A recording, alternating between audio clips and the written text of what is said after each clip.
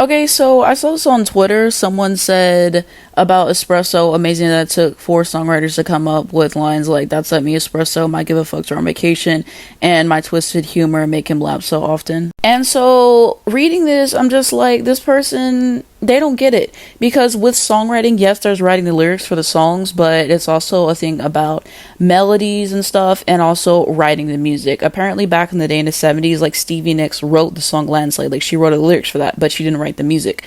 And so it was just credited as who wrote the lyrics, and now it's changed to it being involved with who wrote the music as well. And even if it took four people to write the lyrics, like, it's always good to have people to bounce off of each other with and stuff like that, and talk about life experiences and think about, okay, what is going to work best with a song, because oftentimes when one person is in a rut, another person is going to come through, and I think collaboration often makes songs better. So I kind of wanted to talk about having a bunch of songwriters on songs, is it necessary, and all that stuff, and have a wider conversation. But it reminded me of this exchange on Twitter. Diane Warren was basically coming for Beyonce because she had 24 writers on Alien Superstar, but that's also sampling and music and all the stuff that I basically just said.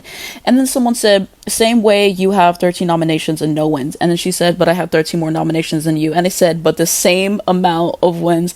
They ate her up. And then she apologized for that, but it's like, you're a songwriter, so you know what all goes into it.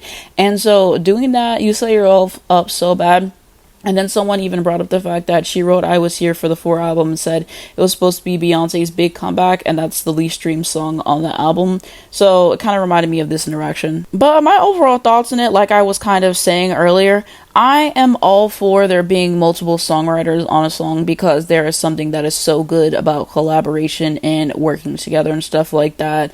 Like, Paul McCartney had a lyric in Hey Jude he wasn't sure about, and then I think John Lennon told him, like, no, you should keep the lyric in that song. So sometimes they're kind of trading off, like, should I have this part here, or just having other musicians to come in and kind of, like, switch up the song even. Like, this isn't really lyrically, but something musically that happened is Eddie Van Halen said whenever he did the guitar and Beat It, he, like, moved around parts of the song and, like, changed it and stuff. So the part that he soloed over, like, it just sounded better. And then he told Michael Jackson, like, I hope you don't mind, and he was like, no, I love it. So having other people in there who can kind of get a good feel of a record and be like, no, I think this is what is going to make it better, either musically or from a songwriting perspective, I think that it helps. And I think that it helps, you know, being earlier in your career and working with songwriters and kind of finding, you know, what your style is and, like, growing within that. But I think that there's power in collaboration, and I think it's silly to act like every single artist should just lock themselves in a room and write a song by themselves.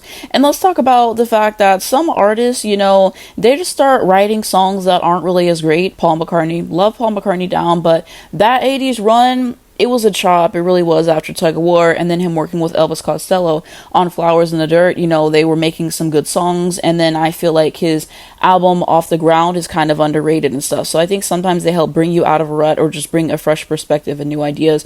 So I think that working with multiple songwriters is fine, and there's an entire thing about sampling and interpolations and all that stuff. And whenever people are listening to a song, they don't really think about how many people were involved in making that song happen. They just think, I like the song.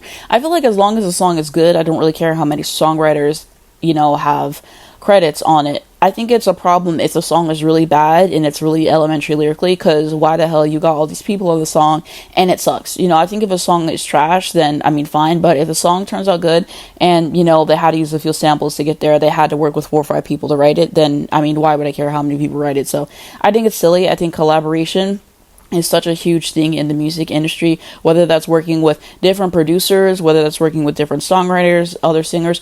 We are better having collaborations. I think that there's people who are great working by themselves. I like John Mayer a lot. Most of the time he writes songs by himself, and I think that's fine. But some people really like to work with other people. They feel like it brings the best out of them. It helps keep their song fresh. So, you know, who am I to hate on it? But I want to know what you guys think, because some people are really bothered by how many people it takes. But I think Espresso, yeah, it needed a songwriter. She did what had to be done. And if it took 4 writers or if it took 10, they did what needed to be done. But let's continue that conversation down below in the comments. And so if you enjoyed this video, you can give it a like below. It helps me out a lot into the algorithm. I very much appreciate it. You can subscribe if you would like to see more videos like this. And if you hit the bell, you get a notification for when I post. Do not miss when brand new videos come out. And the first link down below in the description will be my main YouTube channel. You can check out my latest video on there. And I do album reviews, album reactions on there every single week. Also gonna have social media, Twitter, Instagram, Spotify, TikTok, Airbuds if you would like to follow me. And so Free Palestine, this is something that we must educate ourselves on, and also make sure to register to vote. It's very important. I'll be voting for Kamala in November. But thank you so much for watching, and I'll see you in my next one.